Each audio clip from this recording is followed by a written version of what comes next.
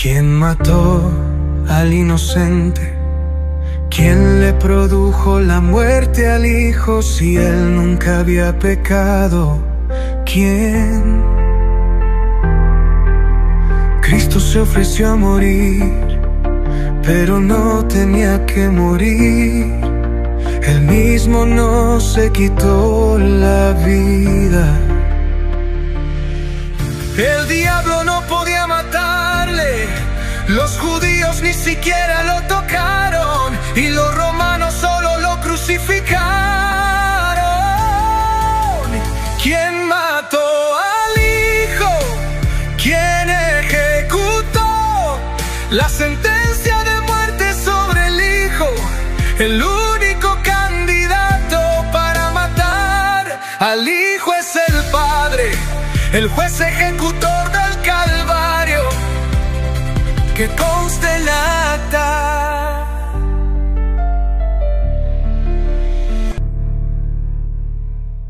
Muy buenos días, muy buenas tardes o quizás muy buenas noches, estimado oyente, según sea la hora y el país donde se encuentre. Reciba nuestro característico saludo pastoral al inicio del programa, de quien les habla, el pastor bautista Nikos Ricoy, emitiendo este programa desde aquí en Valencia, España. Muy bienvenidos una vez más a nuestro nuevo programa semanal Encuentros.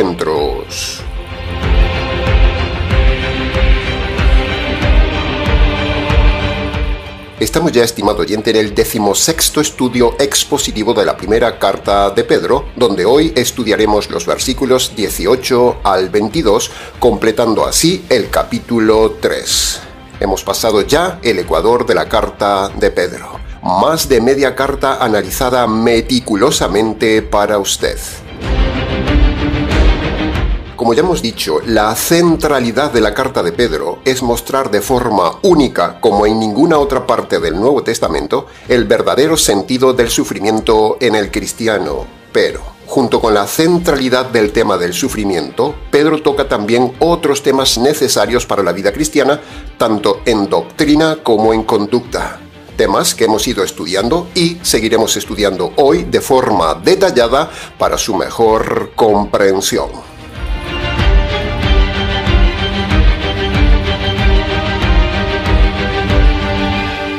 Entremos entonces en el análisis, comentario y enseñanzas del primer versículo de hoy, el versículo 18, que, de forma parafraseada, dice así: Cristo murió una sola vez por los pecados, el justo por los injustos para llevarnos a Dios. Murió en su cuerpo, pero se mantuvo vivo en el espíritu. Punto número 1. La primera frase habla de la muerte del Señor por los pecados. Para él, la ley de la paga del pecado es la muerte no aplicaba, estimado oyente, porque Jesús nunca había pecado. Entonces la pregunta es, ¿por qué tenía que morir y quién lo mató si no había pecado? Dos respuestas teológicas que daremos a continuación. Primera respuesta: Jesús no tenía que morir, pero Él se ofreció para recibir la justicia que merecen los delitos del hombre, por haber infringido el hombre las leyes de Dios. Esa es la razón de la muerte del Señor Jesús. Usted ha infringido las leyes de Dios, estimado oyente, y por lo tanto merece la justicia de Dios. El pecado es delito. Delito es infringir la ley de Dios. Y el que infringe la ley de Dios es un delincuente, así de jurídico. Por eso Dios tiene que aplicar la justicia que despiertan los delitos del hombre. Dios no puede dejar de lado esa justicia, sería una injusticia. Así que Dios tiene que descargar la justicia que merecen los pecados del hombre. Ahora, si Dios descarga la justicia sobre cada hombre, ¡zas!, lo mata y lo envía a la cárcel eterna. Pero, precisamente, Dios mismo diseña un plan jurídico para librar al hombre de esa cárcel. Por eso Jesús viene voluntariamente, cumple toda la ley voluntariamente, recibe la justicia de Dios voluntariamente y muere voluntariamente bajo la justicia de Dios. Y así queda aplicada, cumplida, satisfecha y descargada la justicia que merece cada hombre. Por eso tenía que morir Jesús, para recibir la justicia que merecen sus pecados. En el Calvario muere un inocente, y en el Calvario queda satisfecha la justicia de Dios. Segundo, ahora, la siguiente pregunta es: ¿quién mató al inocente? ¿Quién mató al Hijo de Dios? ¿Quién le quitó la vida?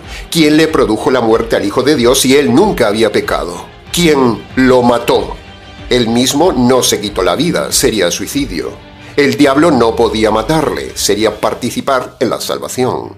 Los judíos ni siquiera lo tocaron, y los romanos solo lo crucificaron.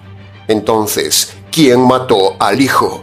¿Quién ejecutó la sentencia de muerte sobre el Hijo? El único candidato para matar al Hijo de Dios es el Padre, el juez ejecutor del Calvario. Que conste en acta. ¿Quién mató al inocente? ¿Quién le produjo la muerte al Hijo si él nunca había pecado? ¿Quién? Cristo se ofreció a morir, pero no tenía que morir. Él mismo no se quitó la vida, el diablo no podía matarle. Los judíos ni siquiera lo tocaron, y los romanos solo lo crucificaron. ¿Quién mató al Hijo? ¿Quién ejecutó la sentencia de muerte sobre el Hijo? El único candidato para matar al Hijo es el Padre, el juez ejecutor del Calvario. Que conste en acta.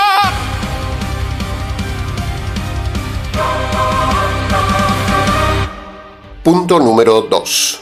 Aprovechamos esta invaluable oportunidad para desacreditar a la falsa Iglesia Católica y este falso Papa actual que dicen que en la misa se renueva literalmente el sacrificio del Calvario.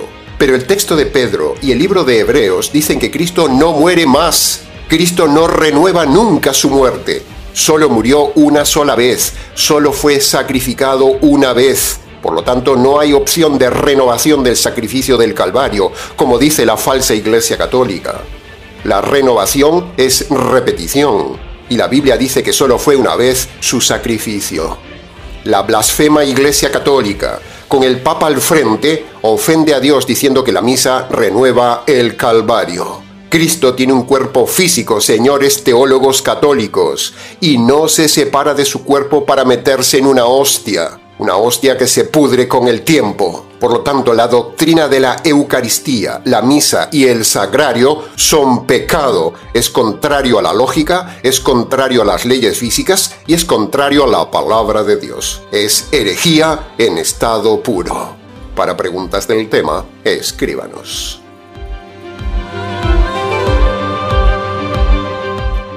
Punto número 3. El texto dice: el justo por los injustos para llevarnos a Dios. Estimado oyente, sus injusticias, sus pecados, sus delitos, sus maldades lo llevan al infierno, pero Cristo, por medio del Evangelio, lo lleva a la gloria de Dios. Cuando el texto dice el justo, se refiere evidentemente al Señor Jesús, que, como hemos dicho, nunca cometió un solo error, ni un solo pecado, ni un solo fallo, ni una sola injusticia, nada de nada. Durante 33 años, el planeta vio un hombre perfecto, un hombre completamente justo. Ese privilegio de tener delante un hombre perfecto solo lo tuvieron unos pocos en aquel tiempo. Pero, aún hay una maravillosa esperanza de volver a ver el mismo hombre perfecto en cuerpo y alma, pero no por 33 cortos años, sino verlo y estar con él por millones y millones de siglos en una convivencia eterna en el reino de los cielos. ¡Qué maravillosa esperanza que usted también puede tener! No se lo pierda, estimado oyente. Pero para poder entrar por los portales de esplendor del reino y convivir con el Rey del Reino, Usted previamente debe entrar por la puerta estrecha de Marcos capítulo 1, versículo 15 y obedecer los requisitos que hay en esa puerta de entrada, y entonces sí, un día tendrá usted acceso a ese mundo maravilloso material, con el ser más maravilloso, siendo nosotros un día seres materiales perfectos por toda la eternidad en un universo material. ¿Se lo va a perder? Venga con nosotros al reino, estimado oyente.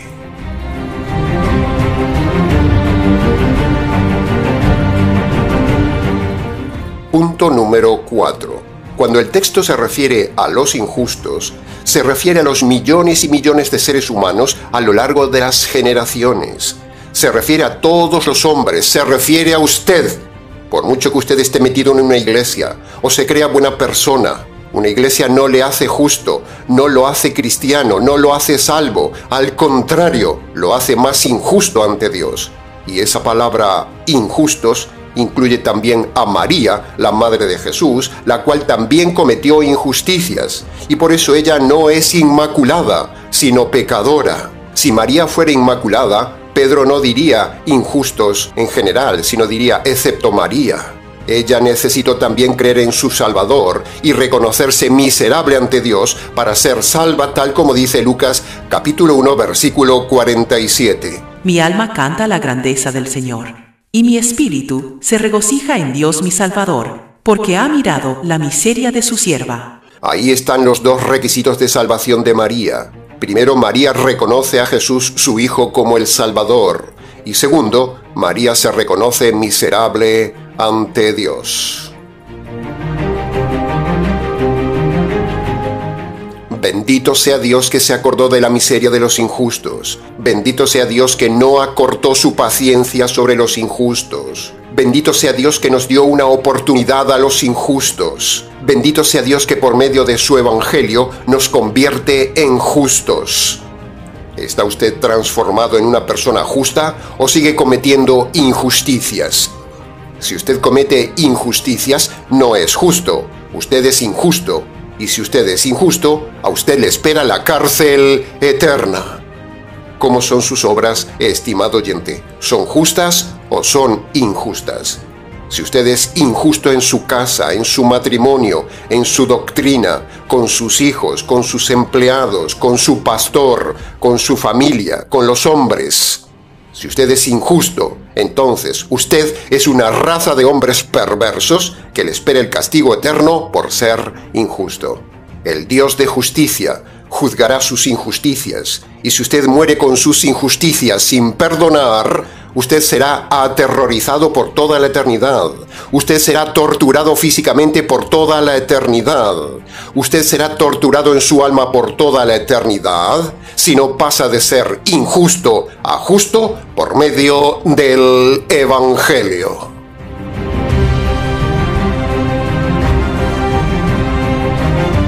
Punto número 5. Dice el texto, muerto en la carne. Esta frase evidentemente se refiere a la muerte física y corporal de Jesús en la cruz. Aprovechamos entonces para aclarar que muerte significa separación y muerte no significa ausencia de conciencia, como dicen los mentirosos adventistas y sus primos los testigos de Jehová. Estas dos sectas enseñan la falsedad de la inconsciencia después de la muerte física. Pero si eso fuera así, primero, Dios sería injusto porque no castigaría a los injustos. Y segundo, a la vez, eso iría contra la palabra de Dios que, en boca mismo de Jesús, dijo en Mateo capítulo 25, versículo 46, castigo eterno. Así que jaque a los adventistas y a los testigos de Jehová, porque no existe la inconsciencia después de la muerte.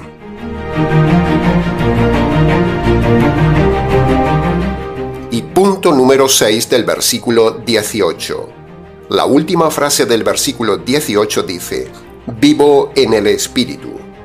Aunque Jesús murió físicamente, es decir, aunque su parte material, su cuerpo, se separó de su parte espiritual en la cruz, Aunque su parte física quedó inactiva, quedó muerta, quedó sin latidos, sin movimiento, sin respiración por 3 días y 3 noches, sin embargo, su parte interior, su parte espiritual, siguió viva. Por eso dice el texto que Jesús siguió vivo en el Espíritu. Y ese es un principio universal teológico que no entienden algunas sectas, como los ya mencionados necios adventistas y sus primos los necios testigos. Ellos no entienden esta enseñanza teológica, que cuando muere un cuerpo, muere la carne, pero el alma sigue viva, nunca inconsciente. Cuando muere un inconverso, es decir, cuando usted muera, cuando se separe su cuerpo de su alma, si su alma está llena de pecados sin perdonar, su alma seguirá viva e irá al castigo eterno consciente y luego recibirá un cuerpo que resista el fuego para que sufra por los siglos de los siglos. No se trata de meterle miedo, estimado oyente. Esto es lo que dijo Jesús: castigo eterno. El infierno consciente y eterno es real, estimado oyente, lo dice toda la Biblia. Olvídese de las iglesias que le tienen enganchado con falsas ideas que lo llevan a usted y a ellos al infierno eterno, tal como dijo Jesús. Ciegos, guías de ciegos, ambos irán al abismo eterno. Háganos caso, escuche esta voz, razone lo que le decimos y escape antes de que sea demasiado tarde de esas iglesias. Las iglesias le llevan al castigo eterno, sencillamente porque al tener tan solo una doctrina errada, eso es suficiente para que toda la iglesia esté contaminada, y si usted está ahí, será contaminado y cómplice y luego será condenado. La cosa es terrible, estimado católico, estimado calvinista, estimado metodista, adventista, presbiteriano, anglicano, pentecostal, mesiánico o seguidor de algún rabino. Todos estos grupos irán un día al castigo eterno, del cual nunca saldrán. Un lugar de terror, horror y dolor por los siglos de los siglos. Usted, después de su muerte, también seguirá vivo para siempre.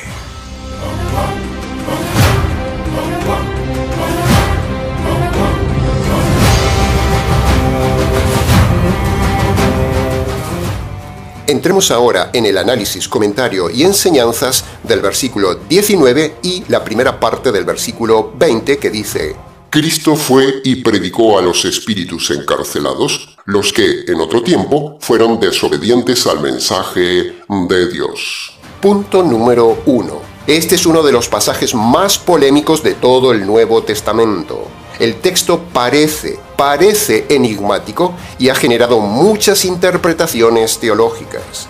Ahora, junto con este pasaje de Pedro, tenemos el pasaje paralelo de Pablo en Efesios capítulo 4, versículo 8 al 10, que, de forma parafraseada, dice así: Cristo subió a lo alto del cielo, llevando consigo a los hombres salvos de todas las generaciones. ¿Y qué es eso de que subió? Pues que antes de subirlos al cielo, fue a buscarlos al paraíso, a la zona de los muertos que esperaban en Cristo, y luego de que descendió, Él mismo los llevó y con su presencia llenó todo el cielo. Ahora, juntemos entonces las dos informaciones de Pedro y Pablo y armemos el rompecabezas de todo esto que sucedió los 3 días del sepulcro, y con la siguiente cronología usted lo comprenderá mejor. Preste mucha atención. Primero, Jesús muere y lleva consigo al ladrón salvo al lugar de los salvos, el paraíso. Segundo, al llegar al paraíso, anuncia a todos los salvos de todas las generaciones que el Cordero, el Mesías, el Salvador, era Él. Había venido y ya había hecho toda la obra completa del Cordero. Tercero, una vez festejado entre todos los salvos la alegría de Cristo vencedor en el paraíso, el Señor los lleva al cielo y se cierra el paraíso.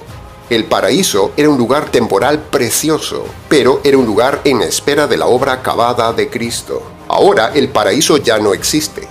La fe en el cordero animal no les permitía entrar al cielo directamente, tenían que esperar que muriera el cordero perfecto, y por eso el Señor va allí y les anuncia que su obra perfecta estaba acabada y ahora sí los lleva al cielo.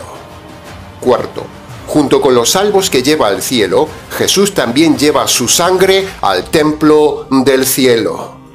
Quinto, Jesús baja del cielo y antes de tomar nuevamente su cuerpo dejado en la tumba, parecería, según las palabras de Pedro aquí, que va al lugar de los muertos inconversos, a la terrible cárcel de oscuridad, donde están todos los perdidos, y allí se presenta ante ellos, no para darles una segunda oportunidad, como dicen muchos por ahí, sino para sellar su sentencia de condenación eterna.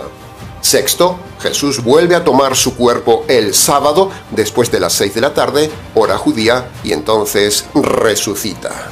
Y séptimo, luego en la mañana del primer día de la semana, que es nuestro domingo, se aparece a las mujeres.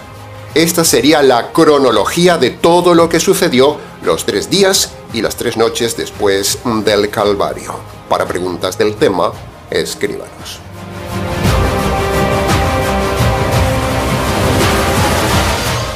Punto número 2. El pasaje habla de los espíritus desobedientes que fueron a parar a la cárcel de oscuridad. Esto se refiere a los perdidos que hablamos antes. Se refiere a los inconversos que no hicieron caso en la antigüedad del mensaje de salvación. Y eso nos lleva a hacerle una pregunta reflexiva, estimado oyente.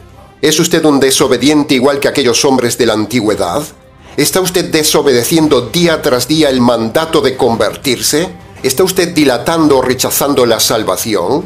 ¿Sabe una cosa? Si usted es desobediente a este llamado de Dios a convertirse que escucha hoy, a dejar las iglesias, si usted es desobediente a entrar al arca, Dios le cerrará la puerta y usted formará parte también de ese grupo inmenso de espíritus desobedientes que están ahora en tortura en espera del juicio.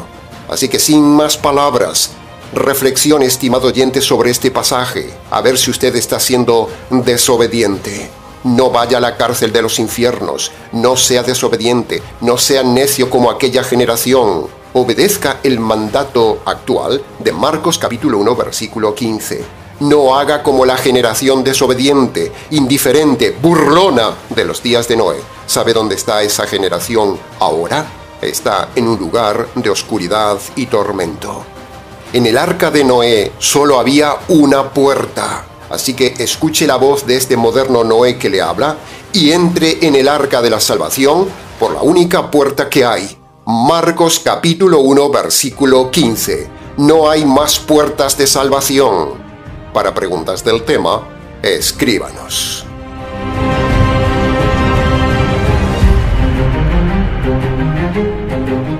Entremos ahora en el análisis, comentario y enseñanzas del resto del pasaje del versículo 20 que dice: En los días de Noé, la paciencia de Dios esperaba mientras se preparaba el arca, en la cual pocas personas, solo 8, fueron salvadas del agua.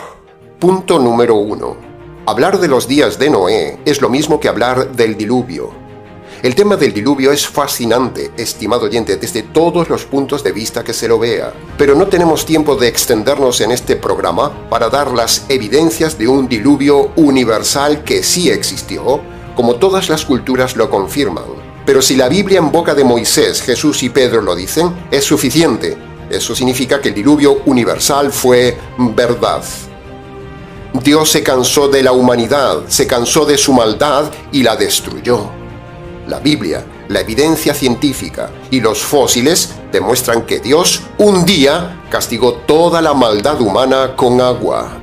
Y ahora sucederá con el Apocalipsis, la tercera y última vez que Dios castigará a toda la humanidad impía. Por cierto, permítame aclarar que el Apocalipsis de Dios aún está muy lejos. El fin del mundo y la venida de Cristo aún están muy lejos. Esa es nuestra profecía. Pero. Antes de que llegue el castigo general de todos los hombres a la tierra, cuidado, estimado oyente, porque la evidencia muestra que cada día Dios también le hace llegar a la gente el particular castigo de sus actos cuando les quita la vida. Tenga cuidado, estimado oyente, que no llegue de repente un día su diluvio personal a su vida y usted acabe ahogado en un lago de fuego eterno.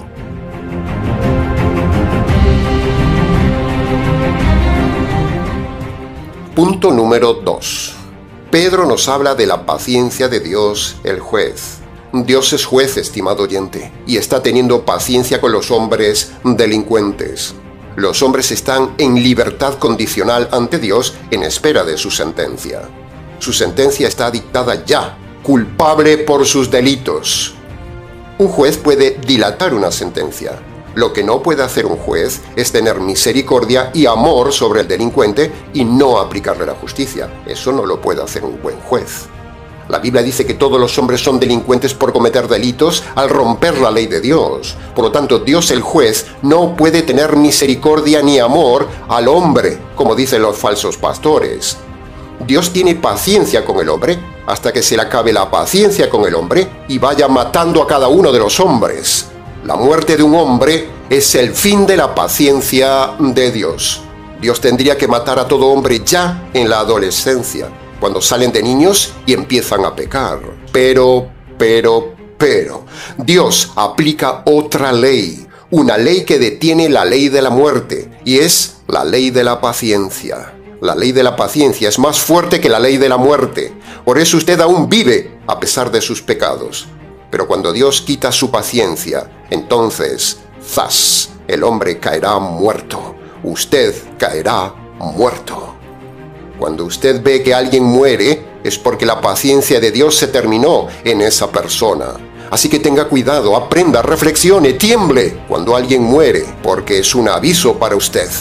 Un día, sin saber, Dios le cortará a usted la paciencia, lo matará, y si usted muere con sus pecados sin perdonar, le espera la cárcel eterna. No abuse de la paciencia de Dios.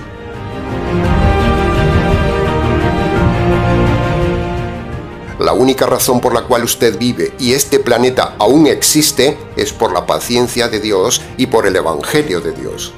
Dios no le dio la vida para prosperar, ni hacer dinero, ni para obtener bendiciones. Eso es un engaño de los pastores.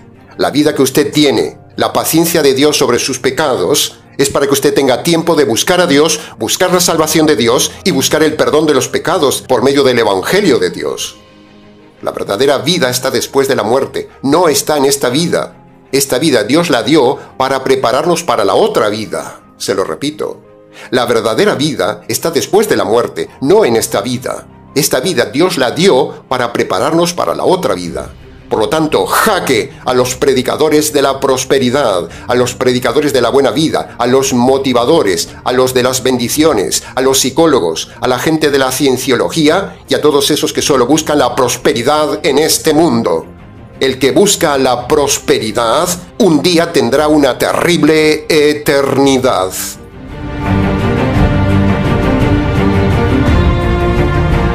La paciencia de Dios es exactamente igual que hablar de la ira pasiva de Dios.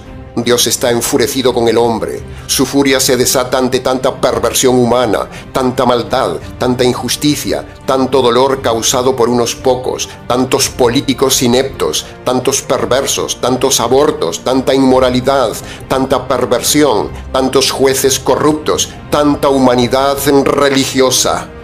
A Dios le indigna el robo, el chantaje, los políticos, la religión, la mentira, los abortistas, los violadores, los pastores, los papas, los homosexuales, las lesbianas, los trans, los rabinos, los sacerdotes, las pastoras, las monjas, los monjes, los religiosos, los que van a misa, los que van al culto, los tatuados, los gordos por comer sin medida, los malos, las feministas, los divorciados, los machistas, las iglesias, las mujeres sensuales y un largo etcétera. A todos estos y más, Dios los aborrece a todos. La ira de Dios y la paciencia de Dios está sobre ellos.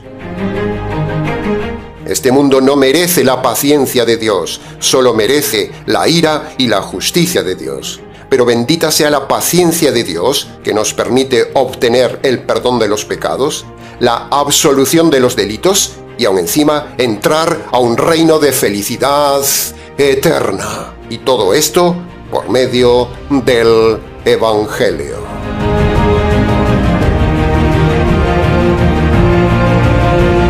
Punto número 3 del versículo 20. Llegamos ahora, estimado oyente, a la frase más impactante de toda la carta de Pedro, la frase más fuerte, la frase más importante del libro, una frase que estremece, una frase que nos pone en alerta, una frase que preocupa, una frase que debe hacerle reflexionar, una frase terrible. La frase donde Pedro dice, un principio universal implacable. Pocas son las personas que se salvan de ir al castigo eterno, a la tortura eterna, al sufrimiento eterno, al desgarro del alma eterna, a un lugar de fuego eterno, a un lugar claustrofóbico eterno, quemando su cuerpo de forma interminable, gritando de forma desgarradora, viendo el paso del tiempo sin fin y mucho más terror. Son muy pocos los que se salvan de este lugar, dice Pedro. La frase se dice varias veces en el Nuevo Testamento. Pedro lo da a entender aquí en este pasaje. Jesús lo dijo en Mateo capítulo 24, versículo 37 al 39, diciendo como en los días de Noé. Y en los días de Noé se salvaron pocos. Eso infiere que los muchos se perdieron. Mateo capítulo 7, versículo 14 dice, pocos son los que se salvan. Mateo capítulo 22, versículo 14 dice también que son pocos los que se salvan. Lucas capítulo 13, versículo 23 al 24 da a entender la idea de que son pocos los que se salvan. Lucas capítulo 12, versículo 32 da a entender que el grupo de salvos es pequeño. Y Pablo lo dice en 2 de Tesalonicenses capítulo 3, versículo 2. La fe es de pocos. En los días del Señor Jesús pocos fueron los salvos. En los días de los apóstoles pocos fueron los salvos. Y en los días de hoy, a pesar de haber innumerables iglesias, todas están llenas de perdidos y nuestra evidencia pastoral de casi 40 años de ministerio muestra y demuestra que son muy pocos los salvos que entran al reino. Piense esto, nadie de las religiones orientales se salva, nadie. Nadie de los musulmanes se salva, nadie. Nadie de las religiones africanas se salva, nadie. Nadie de las iglesias cristianas se salva, nadie. Entonces solo hay un pequeño, muy pequeño grupo en cada generación que se salva. Solo se salvan los que obedecen Marcos capítulo 1, versículo 15, el pasaje universal para la salvación del hombre. Ya ha pasado una generación y he buscado por el mundo, por internet, en España, en otros países, y he hallado que solo unos pocos son salvos, contados con los dedos de la mano. Si hubiera más salvos, se notaría. Hay millones de religiosos, pero solo hay unos pocos salvos. Hay mucho engañado, pero muy pocos salvos. Evidentemente no sé cuántos son los salvos, pero si uno repasa internet y ve el panorama de las iglesias, la evidencia de que son pocos los salvos es contundente. ¿Y cuántos son pocos, pastor? Bueno, no tengo un número, pero sí hay una realidad objetiva. Pocos son pocos. Si hubiera muchos, se verían. ¿Usted cree que en los días de Noé la gente no era religiosa? Claro que eran religiosos. El hombre siempre fue religioso a lo largo de las generaciones. ¿Esa generación era salva a pesar de ser religiosa? No. ¿Cuántos convertidos hay en España? Pocos, contados con los dedos de la mano. ¿Cuántos convertidos habrá en Europa? Pues que yo sepa, muy pocos, contados con los dedos de la mano y aún sobran. ¿Cuántos convertidos hay en las 3 Américas? Pues a mi juicio y a experiencia, muy pocos, sinceramente, estimado oyente. Hay muchas iglesias en las Américas, hay miles de iglesias, pero pocos convertidos. La radicalidad de la Biblia, el filtro tan estricto de Marcos capítulo 1, versículo 15, y la radicalidad de la vida cristiana es tal que al fin solo quedan unos pocos para un reino inmenso. ¿Se quedará usted fuera del reino, estimado oyente? Usted puede ser salvo, usted puede ser parte de ese grupo pequeño si de forma radical obedece hoy Marcos capítulo 1, versículo 15.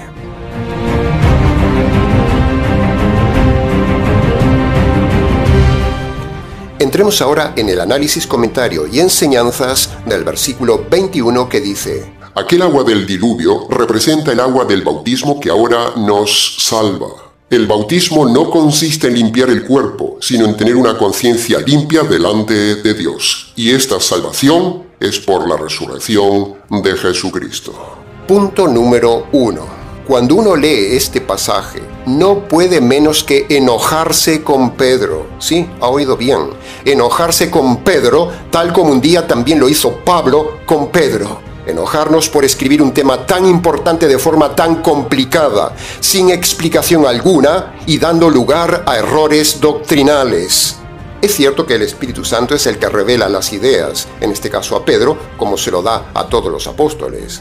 Pero el problema es la forma que tiene Pedro de escribir las ideas. La revelación la da el Espíritu Santo, pero la idea la pone el escritor en su libre albedrío como quiere. Y ahí es donde surgen los problemas siempre con Pedro, porque por falta de claridad de Pedro al escribir las ideas, o por la pobre traducción a veces del traductor, o por la falta de estudio del predicador, o por la falta de valentía y crítica al escritor bíblico, surgen las sectas y sus interpretaciones teológicas, como los que creen que el bautismo salva precisamente por causa de este pasaje mal escrito por Pedro. Pedro es pobre, Pedro es torpe, es un hombre sin letras. Pedro no puso esfuerzo en explicar en su carta a los judíos convertidos qué quiso decir con este tema del agua del bautismo que salva. Así como Pedro falló 100 veces en su vida y en su teología, esta es una vez más de ellas, dándole alas a las sectas para justificar que el bautismo salva. Pedro ya había fallado garrafalmente en Gálatas cuando Pablo le rectificó severamente que la salvación no es por cumplir la ley ni por obras como él creía.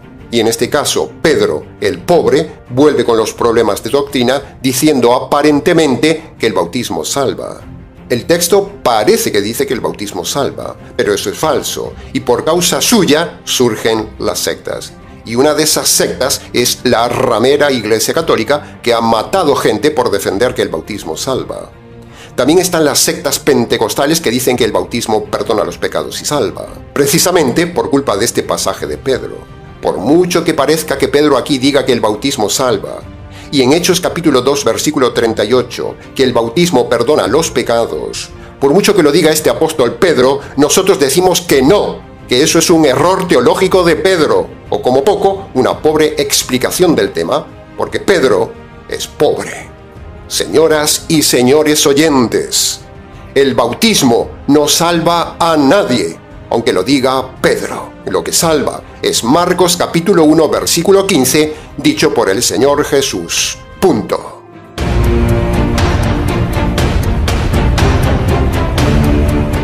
Punto número 2. Entonces ahora daremos varios puntos básicos del bautismo de forma rápida, así que síganos con atención para que no se haga muy largo el mensaje. Primero, el bautismo no salva a nadie. El bautismo se hace si se puede hacer. Si no se puede hacer, no se hace. No pasa nada si usted no se bautiza. Segundo, el ladrón de la cruz no se bautizó y se salvó. Eso demuestra contundentemente que el bautismo no es necesario, no salva. El ladrón de la cruz es una bofetada a los teólogos unicitarios, a los teólogos pentecostales y católicos romanos que creen que el bautismo salva. Tercero, el bautismo no es para niños, no es para cualquiera, no es para inconversos, es solo para personas maduras convertidas por medio de Marcos capítulo 1 versículo 15.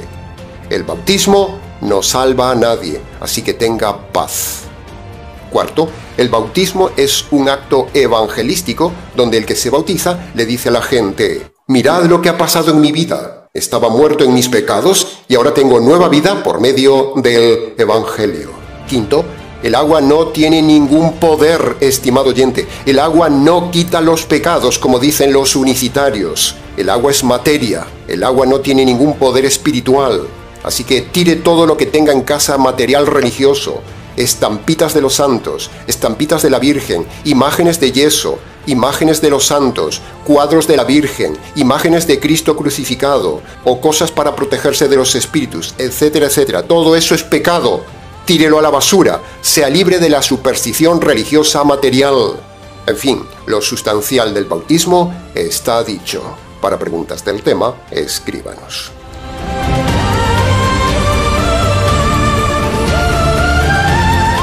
Y punto número 3 del versículo 21. La última frase habla de la resurrección. La resurrección de Jesucristo es lo que le da poder y vida al Evangelio. Por eso, solo el verdadero Evangelio salva, porque es el único que está conectado a la central del cielo, desde donde sale el poder de la resurrección hacia abajo a la tierra, al Evangelio. El que recibe el verdadero Evangelio recibe poder y vida para salvarse, como dice el texto.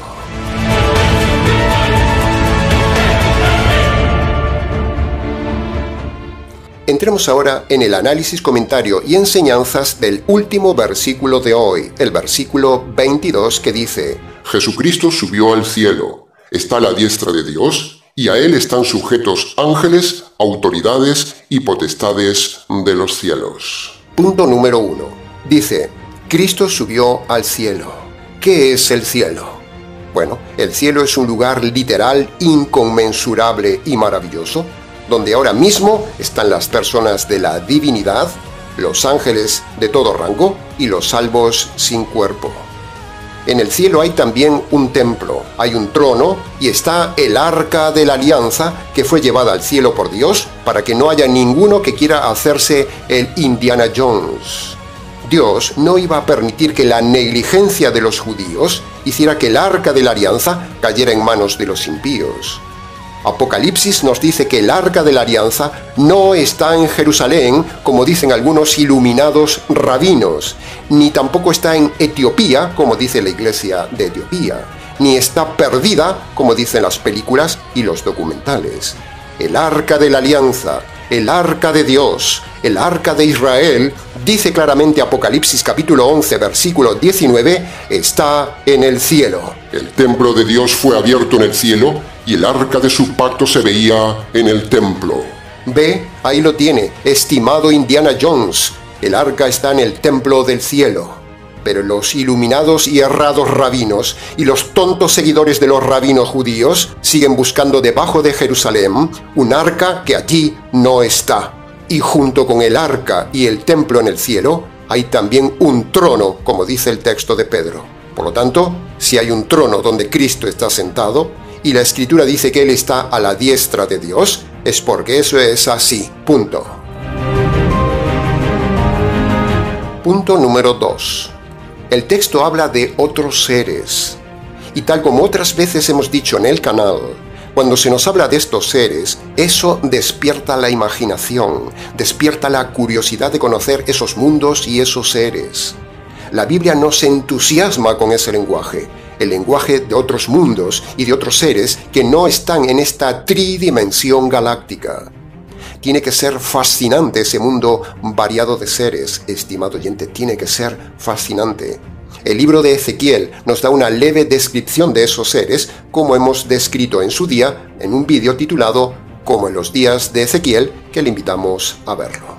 La Biblia y Pedro dice aquí que hay otros seres en la otra dimensión celestial. Pero la Biblia no muestra ni enseña nunca que hay otros seres en otras galaxias ni en otros planetas en esta dimensión. No. Una cosa es la dimensión celestial, donde sí hay otros seres y otros mundos. Y otra cosa es la dimensión tridimensional galáctica, donde solo estamos nosotros en el universo. Sí, ha oído bien. Solo estamos nosotros en el universo, no hay nadie más. Todo eso de los extramundos y extraterrestres es producto de la imaginación de la NASA, de los escritores de novelas y del engaño del diablo. No hay extraterrestres, estimado oyente, no hay seres de otro mundo en el fondo del mar ni en ninguna otra parte del planeta. Nunca ha habido extraterrestres. Los extraterrestres, tal como los muestran las películas, los documentales y la ciencia ficción, no existen. El cuento de los extraterrestres es el resultado del engaño ingenioso del diablo, que con sus poderes ha hecho creer a los ingenuos científicos que existen otros mundos, otros seres, otras civilizaciones, pero no las hay. Nuestra tesis de que no hay extraterrestres está en un vídeo que hemos hecho en el canal que titulamos Estamos solos en el universo y le invitamos a ver.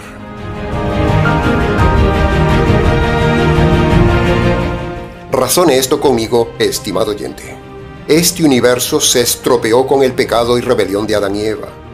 Y no solo se estropeó la Tierra, sino todo el universo, dice la Biblia. Bien, si todo el universo está estropeado por causa de Adán, Entonces eso afectaría a todas las galaxias, a los planetas y afecta a los supuestos seres inteligentes que hubiera en esos lugares. Y por lo tanto, los seres que hubiera allí también serían pecadores y necesitarían salvación. La Biblia dice que la salvación está solo en la tierra, en el Evangelio, porque el Salvador vino solo a la tierra. Aquí hizo el Evangelio de salvación y luego no fue a otros mundos. La Biblia dice que Jesús regresó directamente al cielo. El Salvador no dijo: id por todos los planetas y predicad el Evangelio. No lo dijo. Por lo tanto, eso descarta que haya seres necesitados de salvación en otros mundos. Tampoco Jesús dijo: estad atentos, porque vendrán otros seres del universo a la tierra a buscar la salvación. Enseñadles el Evangelio. No, Jesús no dijo ninguna de estas dos versiones. Por lo tanto, no hay seres caídos, no hay extraterrestres inteligentes con naves espaciales en ninguna parte del universo. Estamos solos en el universo, estimado oyente. Lo de los ovnis es una gran mentira del ingenio poderoso del diablo, que hace todos esos muñecos que usted ve en televisión con ojos grandes, que se mueven a velocidades increíbles, pero no son seres de otro planeta, son diablos. Los ovnis son invento del diablo, sencillamente porque el diablo tiene poder, tiene ingenio, y es el príncipe de la potestad del aire, que es precisamente el lugar donde se mueven los ovnis, y es el ángel de luz, como dice la Biblia. Por eso siempre engaña con su luz a los tontos científicos cuando creen que los ovnis son aparatos de luz. En fin, mucho por hablar del tema, pero queda dicho lo suficiente. Para preguntas del tema, escríbanos.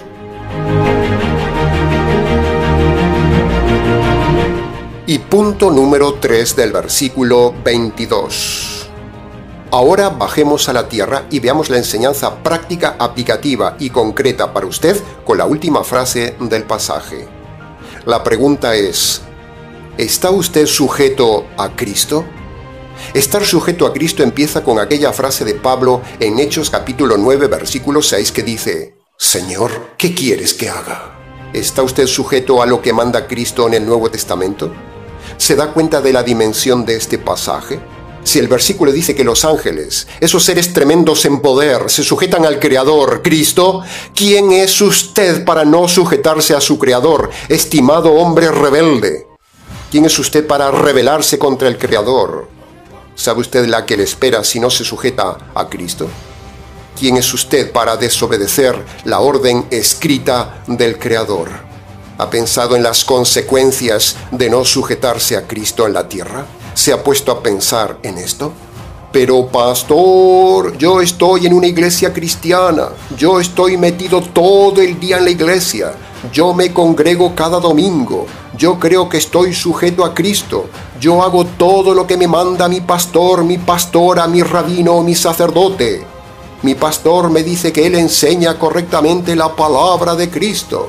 Bueno, le entiendo, estimado oyente religioso inconverso, pero ¿sabe una cosa? Estar en una iglesia y obedecer esos líderes es precisamente todo lo contrario a estar sujeto a Cristo, porque ellos desobedecen a Cristo y le arrastran a usted a la desobediencia a Cristo con sus doctrinas falsas. Toda doctrina de cualquier iglesia es desobediencia a Cristo. Mire, por ejemplo, la misa católico romana es desobediencia a Cristo, es blasfemia. Guardar el sábado adventista es desobediencia a Cristo, Cristo ya cumplió el sábado. Las lenguas pentecostales son ridículas ante Cristo. Las doctrinas de la desgracia calvinistas no se sujetan a la palabra de Cristo. Los mormones, los unicitarios, los rabinos y demás, ni hablemos. Todos están en rebelión a Cristo porque hacen lo que Cristo no les manda. Ninguna iglesia de hoy está sujeta a Cristo. Por ejemplo, Cristo dice que Él no habita en templos hechos por manos de hombres. ¿Y qué hacen las iglesias? Construyen templos, catedrales, locales y demás edificios. Eso es claramente un desafío a Cristo. Otro ejemplo. Cristo dice que la salvación es por medio de Marcos capítulo 1, versículo 15. Y todas las iglesias, sin excepción, diseñan un método de salvación que no concuerda con lo que dijo Cristo en Marcos capítulo 1, versículo 15. Otro ejemplo. Cristo dice no al divorcio, no al recasamiento del divorciado. y casi todas las iglesias de hoy admiten el divorcio y el recasamiento del divorciado por adulterio o por abandono o por lo que sea. Y eso no es estar sujeto a la palabra de Cristo. Por eso le decía que los que se salvan son muy pocos. ¿En qué grupo está usted, estimado oyente? ¿En los que viven sujetos a Cristo y su palabra? ¿O vive usted por libre, sujeto a su iglesia y a sus palabras? ¿En qué grupo está usted, estimado oyente? ¿Está usted sujeto a Cristo? Bien, una vez más se nos ha ido el tiempo del programa, estimado oyente. Mucho más se pudo haber dicho en el estudio de hoy, pero con lo dicho ha sido suficiente para su enseñanza y su reflexión. Para preguntas del tema, escríbanos. ministeriotinajas@gmx.es. ¿Quién mató al inocente? ¿Quién le produjo la muerte al Hijo si él nunca había pecado? ¿Quién? Cristo se ofreció a morir, pero no tenía que morir. Él mismo no se quitó la vida.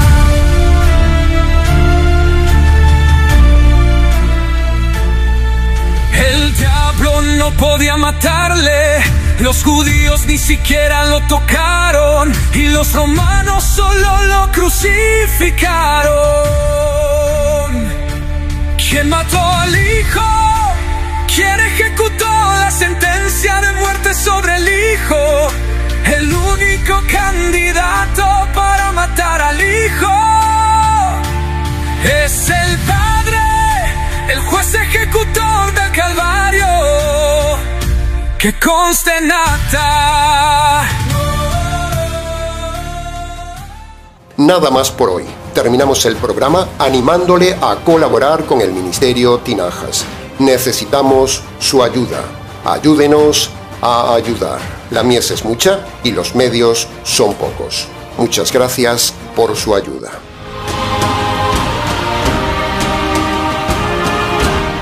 Les ha compartido este mensaje quien les habla, el pastor y expositor bíblico Nikos Ricoy, emitiendo el programa desde aquí, en Valencia, España. Será entonces con el gusto de siempre, hasta el próximo mensaje, aquí en nuestro habitual programa semanal Encuentros.